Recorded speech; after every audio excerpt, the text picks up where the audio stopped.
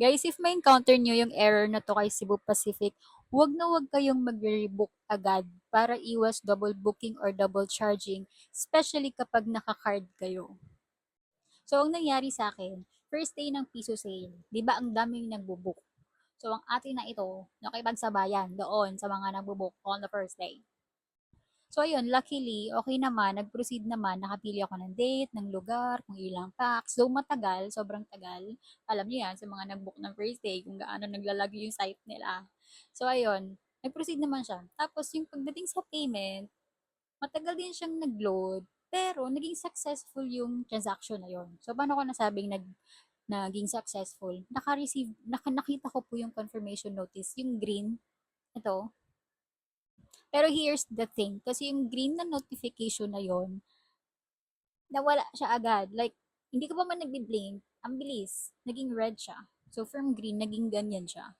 Buti na lang kamo, nakatutok ako sa screen ko at napansin kong ganun ngayon nangyari. Tapos kung mapapansin nyo, yung message na to, di ba nakalagay cancel?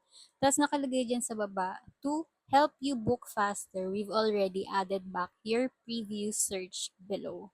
So nandito sa baba yung details nung iyong recent booking na hindi daw nag-proceed. Tapos sa baba niyang details, meron dyan nakalagay na button na parang book again.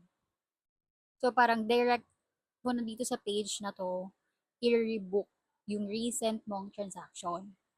So bilang ako, alam mo naman, ang person na ito, very observatory. Observatory. Talagang naano ko, parang sabi ko, bakit siya nag-green, tsaka nag-red?